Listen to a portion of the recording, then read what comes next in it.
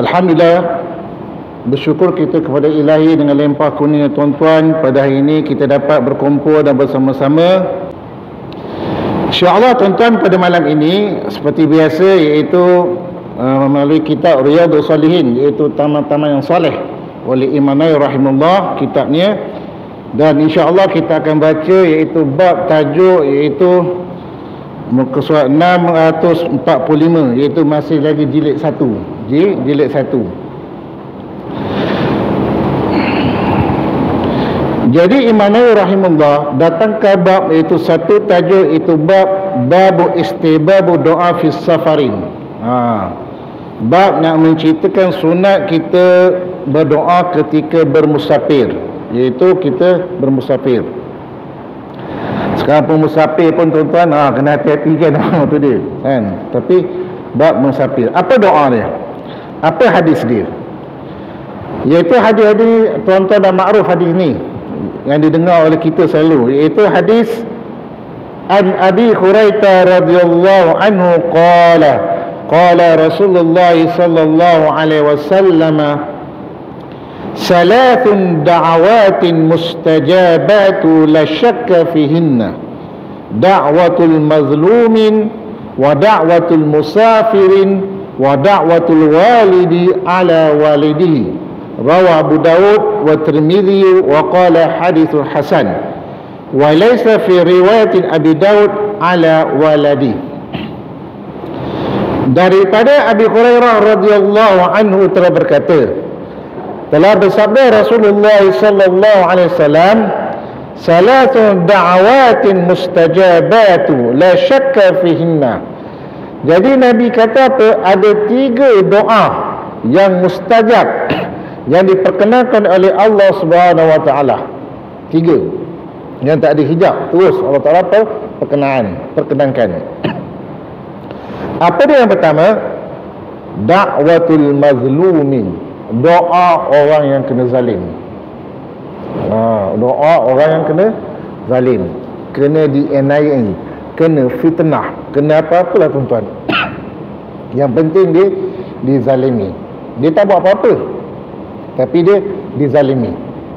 Itu doa dia dimakbulkan oleh Allah SWT. Yang kedua, wa da'watul musafirin, dakwah doa orang bermusafir. Sebab tu tuan-tuan, bila orang nak musafir, doakan aku, minta doa. Kan, minta doa, kena mustajab.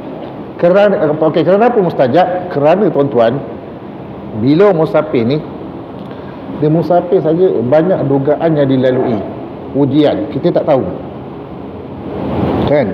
Kita tak tahu, banyak ujian yang akan ditempuhi. Sebab tu kita kalau orang musafir, doakan. Kan, doa yang bermusafir.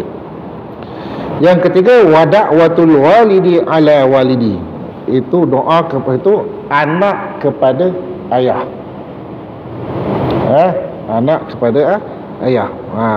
Jadi 3 ni yang dikata oleh Nabi itu doanya dimakbulkan. Dan sebab tu Imam Nawawi rahimahullah istibab, disunatkan doa ketika musafir, ataupun kita minta doa tu kita ketika orang nak bermusafir. Okey, sunat musafir. Dan hadis yang seterusnya, sekarang ni bab doa tuan-tuan, dalam bab ni bab ma yaqulu idza nazala manzilan, bab doa ketika turun satu tempat. Kalau kita bermusafir satu daerah, kita tunggu, kita duduk, ada doa dia. Ataupun kita pergi mana-mana jalan, ada doa dia. Okey,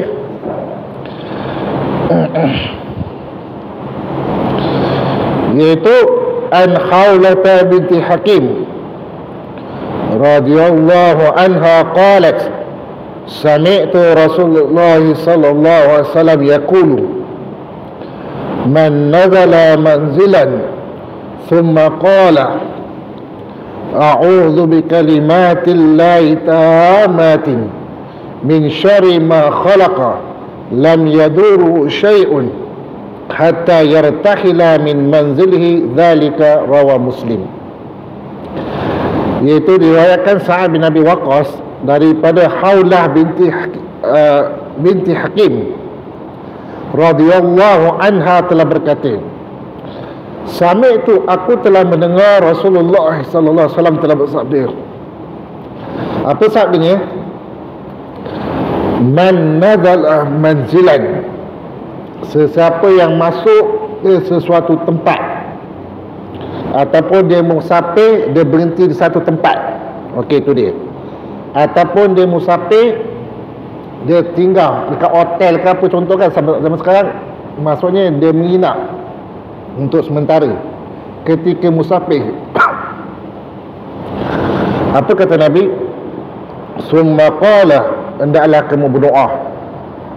Hotel ke, tempat persinggahan ke, tuan-tuan, bila kita duduk je musafir ni, kita kena baca doa ni. Apa doa dia? Tuan-tuan pun dah tahu. A'udzu bikalimatil tammah. Aku berlindung daripada kalimah-kalimah Allah yang sempurna. Min syarri ma khalaqah, daripada keburukan yang diciptakan oleh Allah makhluk ini. Lam yaduru syai'un hatta yartahila min madri zalika. Jika tuan-tuan baca doa ni, kata Nabi, nah, batuk pula tekak di atas. Siapa baca doa ni, lam yaduru, siapa baca doa ni, maka dia tidak akan diganggu oleh sesiapa pun sampai ke esok paginya. Tu dia. Kan biasa selalu kita baca ni, tuan-tuan, kan? A'udzu bikalimatil tammati min syarri ma khalaq. Itu yang kita baca, kan? Dalam mak surat pun, dalam mana-mana pun, pagi kita baca 3 kali, petang pun kita baca 3 kali. Ketika kita nak bermusafir pun kita berhenti, tuan-tuan, kita nak hotel ke ataupun rumah apa penginapan, ini yang kita baca. Masuk rumah tu kita baca doa ni. Kita baca doa ni. Sebab tu Imam Nawawi rahimahullah letakkan babu ma yaqulu idza nazala manzilan. Itu bab ceritakan doa kalau kita berhenti. Tak kira, tuan-tuan, kalau dekat rumah ke, penginapan ke, atau kita berhenti atau RMR ke, kan, contohkan untuk rehat ke, baca doa ni. Sebab kita tak tahu, tuan-tuan, kan, apakah musibah ke, ada benda ke apa, kita tak tahu, kan. Benda yang kita tak nampak ke, contoh, kita tak tahu. Jadi sebab tu Nabi kata a'udzu bikalimatil tammati min syarri ma khalaq. Baca doa ni, Nabi ajar. Kan, kalau kita musafir jauh, kan, contoh, kalau berhenti je, baca doa ni. Baca doa ni. Dan hadis yang kedua dalam bab ni, tuan-tuan, An Ibn Umar radhiyallahu anhuma qala, kana Rasulullah sallallahu alaihi wasallam idza safara fa aqbala laylu qala, ya ardu rabbi wa rabbukillah, a'udzu billahi min syarriki wa syarri ma fiki wa syarri ma khulika fik wa syarri ma yadibbu alaik, a'udzu billahi min syarri asadin wa aswada wa min al-khayyati wal aqrabi wa min sakinil baladi wa min walidin wa ma walad. Rawahu Abu Daud. Ni doa yang kedua. Minta maaf, tuan, dulu tekak kata. Bismillah.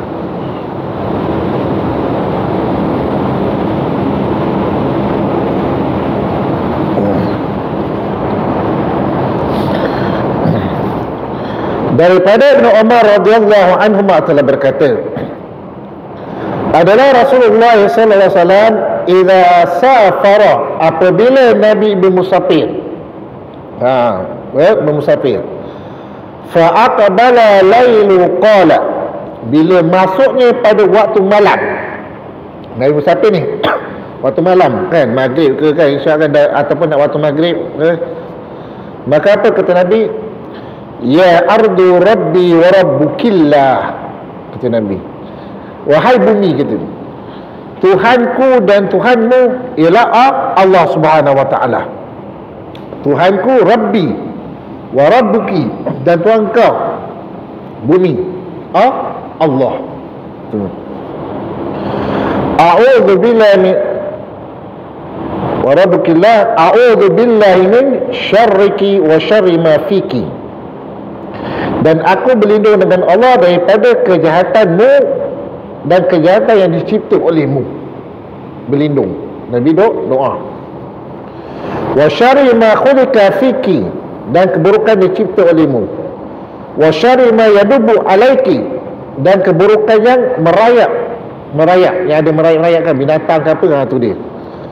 A'udzubillahi min syarri asadin wa aswada, dan aku berlindung daripada singa atau aswada, kejahatan. Wa minal hayati wal aqrabi, aku berlindung daripada hayat, iaitu ular, wal aqrabi, iaitu kalajengking. Kalajengking. Wa min sakinil baladi, dan aku berlindung daripada anjing-anjing hitam. Wa min walidin wa ma waladin, dan aku berlindung daripada penghuni-huni jin yang melahirkan jin. Rawa Abu Daud. Jadi kata Al-Khattabi dalam ni, dia kata wasakinul baladi. Apa maksud sakinul baladi? Maksud dia humul jinnu allazi humus sukanul ardi, iaitu jin yang tinggal di muka bumi. Itu dikatakan sakinul baladi, jin yang tinggal di muka bumi.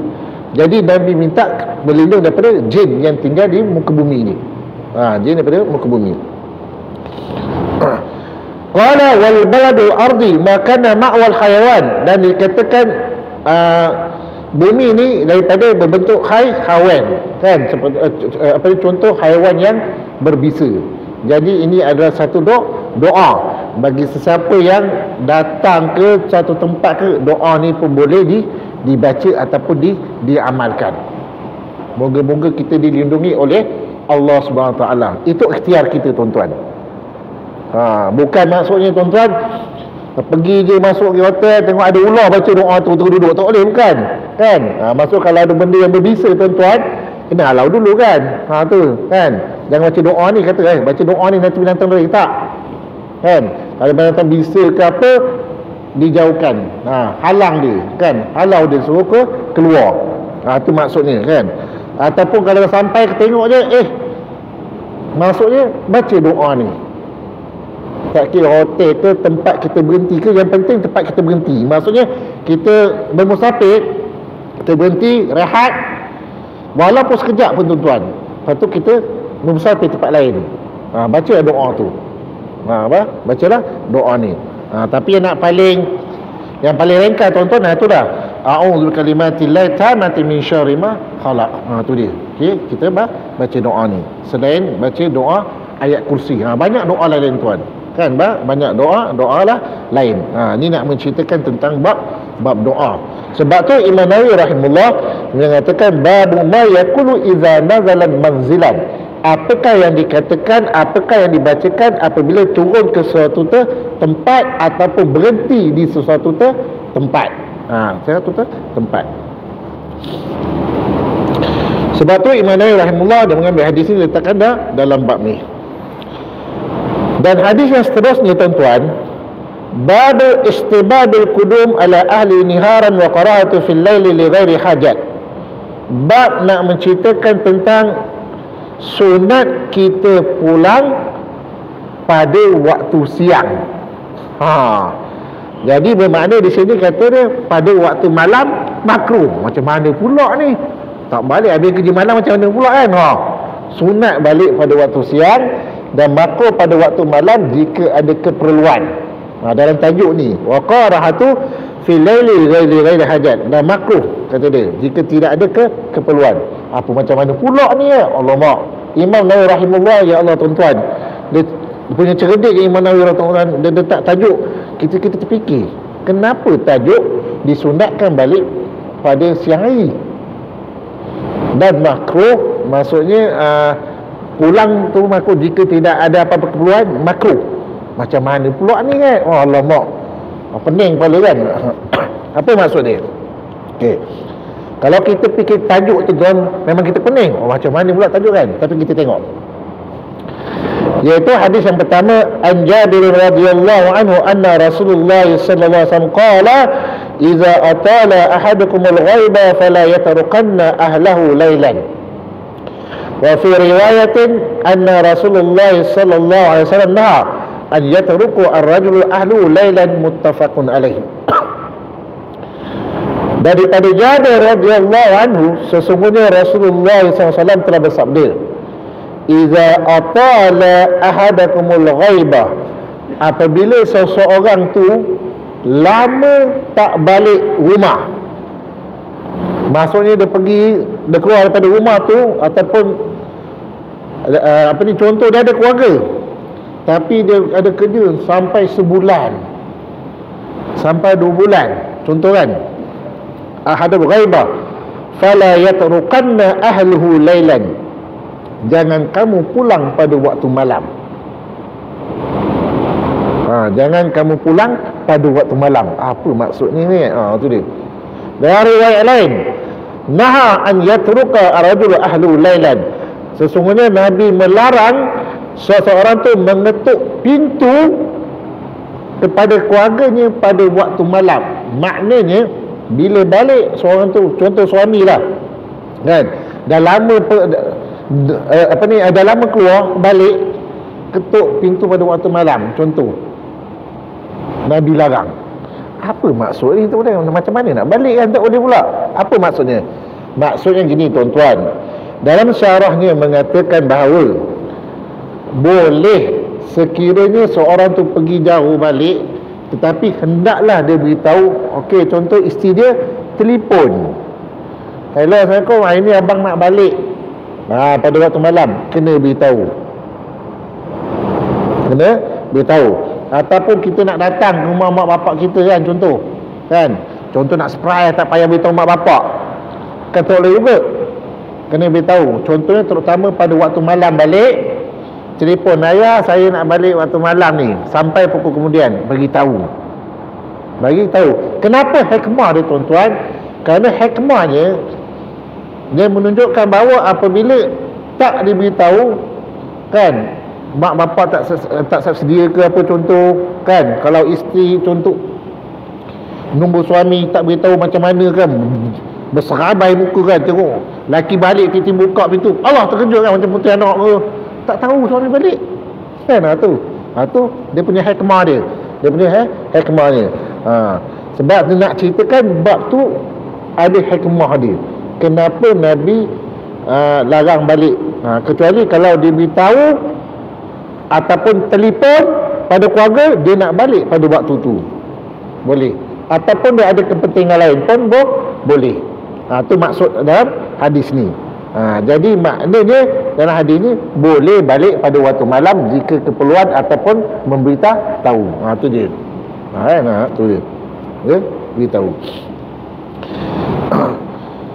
Sebab tu Imam Nawawi rahimahullah dia mengambil hadis ni letakkan dalam bab istibab qudum ala ahli naharan wa qarahatu fil laili li ghairi hajatin. Itu bab menceritakan pulang pada siang hari disunatkan. Tapi kita nak balik pun malam pun boleh juga, tak kisah tuan-tuan kan. Tapi kena beritahu keluarga. Tu boleh. Takut dia kelang kabut nanti. Tu dia punya hikmah dia tuan-tuan. Punya hikmah. Bab yang seterusnya tuan-tuan, babu ma yaqulu idza raja'a wa idza ra'a buldatihi. Bab apakah doa apabila kita kembali kepada negeri kita ataupun kita balik, doa dia. Sebab dia cerita pasal doa tuan-tuan. Iaitu dah hadis yang pertama, wa an Anas radhiyallahu anhu qala aqbalna ma'an nabi sallallahu alaihi wasallam hatta idza kunna bi dhahril madinah qala aibuna taibuna abiduna li rabbina hamiduna falam yazal yaqulu dhalika hatta qadimna al madinah. Ar-rawa Muslim. Ini doa sunat kita baca. Apa dia? Daripada Anas radhiyallahu anhu telah berkata, aqbalna ma'an nabi sallallahu alaihi wasallam, kami pernah pulang bersama dengan Rasulullah ketika itu. Pulang mana? hatta idza kunna bi zaril Madinah. Sehingga pulang itu ketika itu Nabi kembali ke Madinah. Jadi para sahabat ni tuan-tuan, dia pulang bersama Nabi ni dekat Madinah, balik saja. Dia sebelum tu musafir keluar daripada Madinah. Tapi Nabi balik Madinah dengan para sahabat saja, Nabi baca doa apa? Aibuna taibuna abiduna li rabbina hamidun. Itu doa. Sehinggalah falam yazal yaqulu zalika hatta qadimna al-Madinah. Sehingga terus lafaznya sehingga Nabi masuk ke bandar Madinah. Nabi baca doa tu berulang-ulang kali. Nabi baca doa. Ini sunat saja tuan-tuan. Kalau kita balik pun boleh juga, balik kampung kan, nak baca doa pun boleh juga kan. Nak boleh. Ibuna abiduna li rabbina hamiduna. Nabi kata, kami bertaubat, kami menyembah, dan padamulah kami beri pujian kepada Allah Subhanahu Wa Taala. Sebab syukurnya Nabi sampai ke Madinah. Walaupun Nabi tuan-tuan doa bagaimana kesyukuran Nabi kepada Allah Subhanahu Wa Taala, dia sampai ke Madinah, balik kembali ke Madinah. Balik ke Madinah. Sebab tu Imam Nawawi rahimahullah letakkan bab ma yaqulu idza raja'a wa idza ra'a buldatahu. Itu bab apakah doa bila balik kembali pada negerinya, negerinya. Ini sunat saja tuan-tuan kan. So sunat saja, doa saja, so sunat. Sebab tu daripada pengajaran haji dia kata istibab disunatkan hadzal qaul wa ma syabahu bi iksiramu indal wusul ila al-watan. Itu disunatkan baca doa ni ketika kita kembali ke tempat asal kita, iaitu kita balik. Disunatkan. Babu istibabu ibtida' al-qadim bil masjid alladhi fi jari wa salatu fi raka'atain.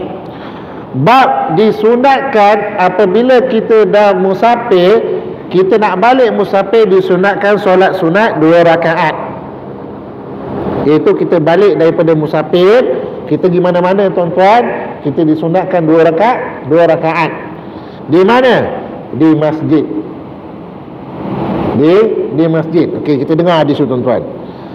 Yaitu hadis an Ka'b bin Malik radhiyallahu anhu anna Rasulullah sallallahu alaihi wasallam kana idza qadima min safarin bada'a bil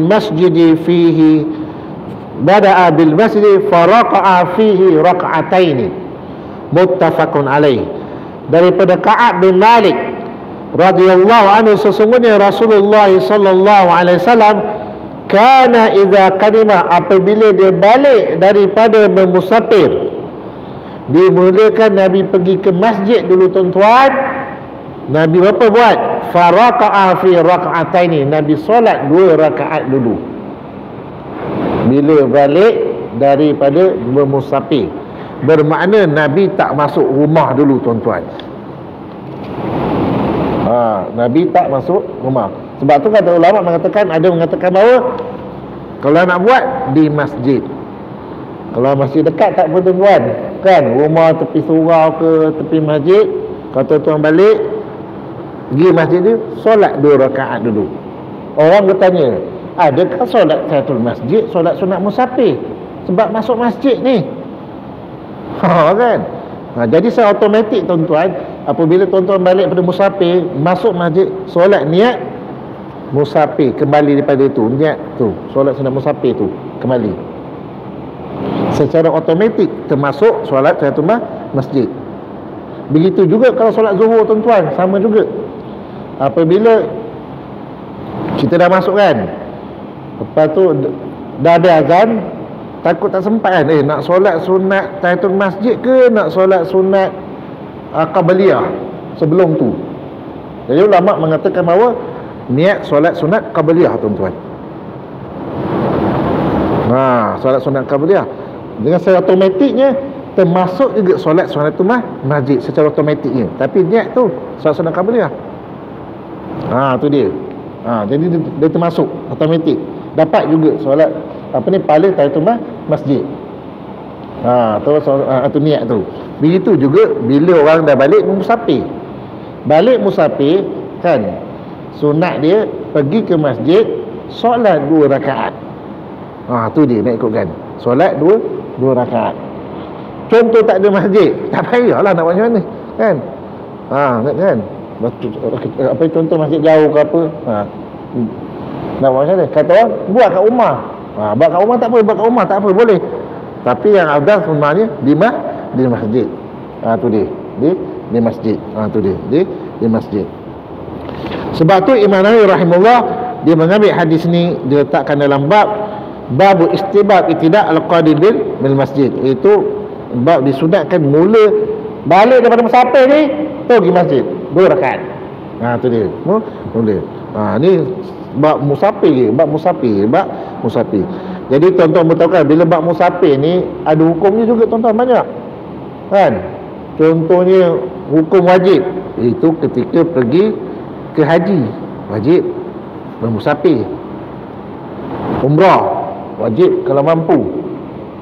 Orang kata sunat-sunat umrah kan, tapi kalau kemampuan dia wajib terus pergi sebab dia mampu. Ni umrah. Haji lagi wajib tentu kan. Pergi. Tu dia sunat. Orang tu wajib pergi. Dan sunat pula musafir macam mana tuan-tuan? Disunatkan musafir ketika untuk menziarah keluarga, sanak saudara, disunatkan pergi musafir. Disunatkan. Bukan duduk diam kat rumah je kan, tak ada. Disunatkan pergi musafir. Di rumah keluarga, ziarah pakcik kan, mengeratkan satu rahmi di antara satu sama lain, nak adik-beradik ke apa, pergi musafir. Jangan duduk rumah je, tak nak musafir, tak nak kan. Hukumnya disunatkan. Hukumnya disunatkan, wajib dan sunat. Ketiga, harus kita bermusafir. Harus kita bermusafir. Dengan tujuan diharuskan oleh syarak. Dengan tujuan oleh syarak. Contoh apa tuan-tuan? Nak bawa jalan anak bini kan, benda yang baik tentu kan. Nak bawa bini jalan ke tengok ke, tak apa. Kan? Tu dengan syarat yang diharuskan oleh syarak. Musafir. Tak apa, musafir. Iaitu wajib, sunat, harus. Yang keempat, makruh nak musafir. Tak payah, apa dia? Jika tiada tujuan apa-apa. Kan? Itu makruh, tanpa ada tujuan. Dan yang kelima dikatakan haram untuk bermusafir. Ketika bila haram bermusafir tuan-tuan? Ketika untuk kita pergi ke tempat maksiat, tak boleh pergi. Aku nak beli nombor Toto ni kan, Toto, itu pergi gerak tu kan, walaupun dekat ke apa jauh ke musafir kan, haram hukum tak boleh. Ataupun pergi Genting Island kan, main judi kan, aku nak main tu kan, tu haram, tak boleh bermusafir. Jadi musafir tengok ada hukum-hukum tuan-tuan kan. Tu kan. Tapi yang paling penting sunat kita bermusafir sekiranya kita nak menziarah kaum kerabat ke apa, disunatkan. Musafir.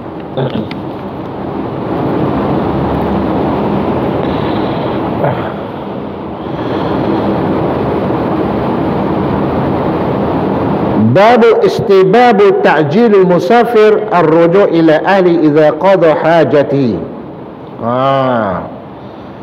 Bab disunatkan segera pulang ataupun balik ke rumah, ke keluarganya, idza qada hajatu, apabila selesai tugasnya.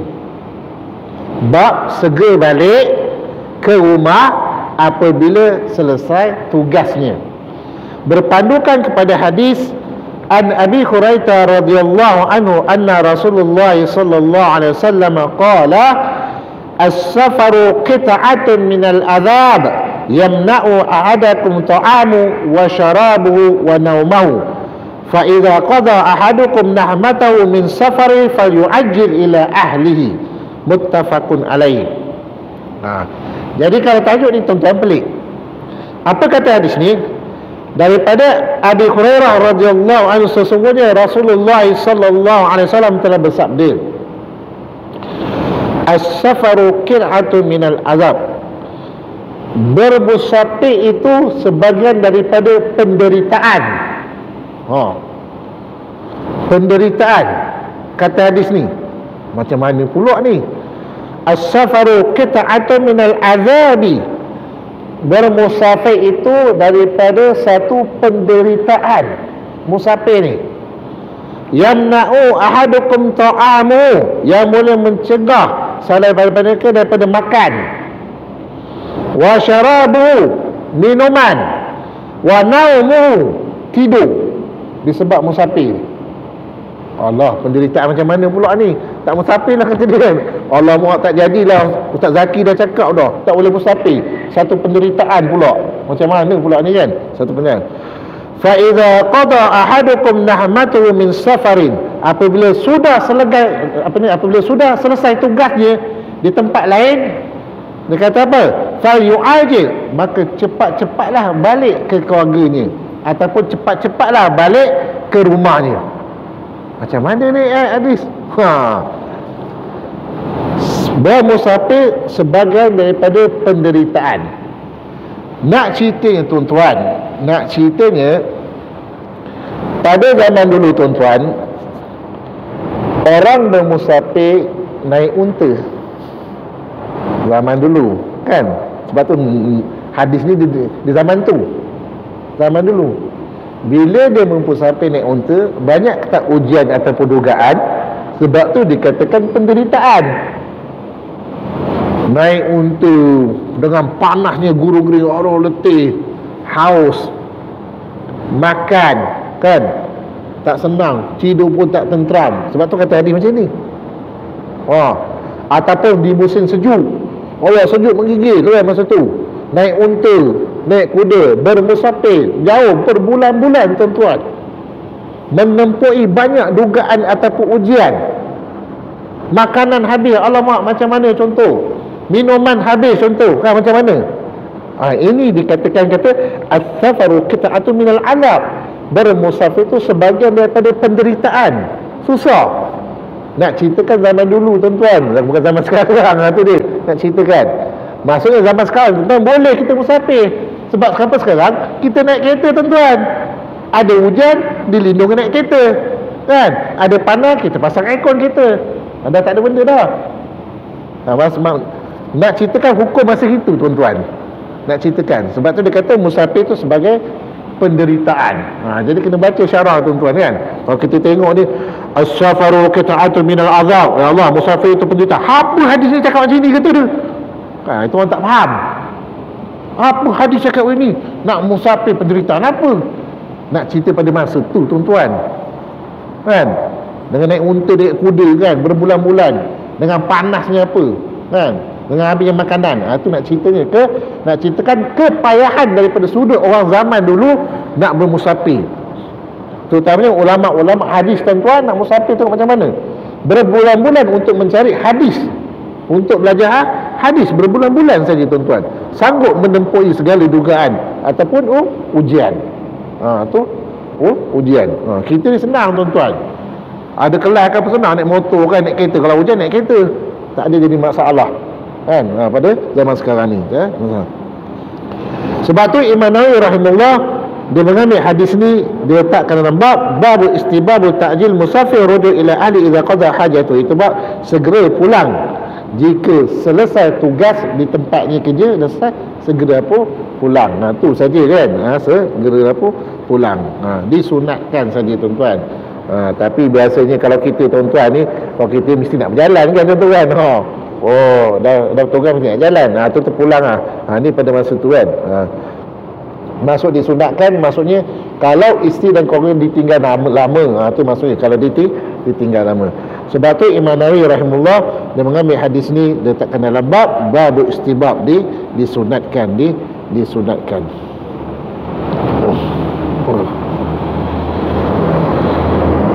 Babu ma yad'u idza khafa nasan aw ghairihim. Ni bab doa tuan-tuan. Okey, satu hadis tinggal sikit, kena pendek. An Abi Musa Asy'ari radhiyallahu anhu anna Rasulullah sallallahu alaihi wasallam kana idza khafa qauman qala Allahumma inni naj'aluka fi nuhurihim wa na'udzu bika min syururihim, rawa Abu Daud. Bab yang ditetapkan oleh Imam Nawawi, babu mayadu, bab doa ketika kita nak takut pada seseorang.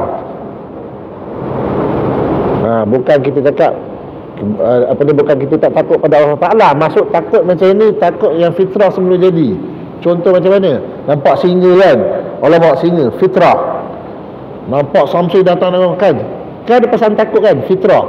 Memang kita tak takut dia kan, tapi kita takut Allah Ta'ala. Tapi fitrah macam tu, ada ketakutan. Fitrah, nampak singa, alamak takut kan. Ataupun nampak orang Samsung bawa parang nak pukul kan, ada perasaan tu. Jadi daripada Abu Musa Asy'ari radhiyallahu anhu, sesungguhnya Rasulullah sallallahu alaihi wasallam apabila idza khafa qauman, kan, dia takut pada satu kaum, qala, Nabi doa apa? Allahumma inni naj'aluka fi nuhurihim, wahai Tuhanku, jadikan engkau di hadapan-hadapan mereka. Maksud benteng doa ni, Allahumma inna naj'aluka fi nuhurihim wa na'udzubika min syururihim, dan aku berlindung daripada engkau daripada kejahatan-kejahatan mereka. Doa. Setengah ulama mengatakan asbab nuzul hadis ni, doa ni ketika itu Nabi baca ketika bila? Ketika Nabi malaikat Jibril alaihissalam turun jumpa dengan Nabi kerana untuk membaca surah Iqra di Gua Hira masa tu. Pertama kali Nabi dengar malaikat Jibril menggeletar tubuh Nabi ketika itu. Nabi baca doa ni, menggeletar. Allahumma inna naj'aluka fi nuhurihim wa na'udzubika min syururihim. Nabi doa. Boleh disunatkan membaca doa ni. Baca doa ni. Dalam kitab Biharul Anwar, satu kitab ni dia nak datangkan satu doa, iaitu doa untuk keberanian. Doa untuk keberanian, menghadapi sesuatu. Apa doa dia? Hasbiyallahu la ilaha illahu alaihi tawakkaltu wa huwa rabbul arsyil azim. Amtana'u bi khawlillahi wa quwwatihi min khawlihim wa quwwatihim wa amtana'u bi rabbil falaki wa min syarri ma khalaqi ma syaa Allah la quwwata illa billah. Panjang sikit tu tuan-tuan, kan? Itu doa untuk seorang tu memberanikan diri. Memberanikan diri. Jadi dalam kitab Biharul Anwar ada nyatakan dalam bab ni, doa ni. Baca doa ni untuk menghadapi sesuatu. Baca doa ni. Sebab tu Imam Nawawi rahimahullah dia mengambil doa bab ni, dalam hadis ni dia masukkan dalam bab babu ma yad'u idza khafa nasan aw ghairihim. Jadi setakat ni saja tuan-tuan. Mudah-mudahan tuan-tuan dapat faham daripada hadis yang diletakkan oleh Imam Nawawi rahimahullah. Terutamanya pada malam ni kita baca bab doa tuan-tuan semua, bab doa. Dan insya-Allah yang akan datang kita akan masuk jilid yang kedua pula. Cuma tinggal satu hadis ni. Lepas tu dah masuk jilid yang kedua pula, iaitu bab tahrimu safal mar'a wahdaha. Bab nak ceritakan haram orang perempuan bermusafir jika tak ada mahramnya. Itu bab ni. Apa maksud dia? Jadi Imam rahimahullah letak dalam bab ni, apakah tajuk ni, apakah tajuk ni. Jadi mudah-mudahan tuan-tuan dapat faham, dan mudah-mudahan apa yang kita dapat ni sekurang-kurangnya tuan-tuan dapat faham. Mudah-mudahan kita diberkati oleh Allah Subhanahu Wa Taala, insya-Allah.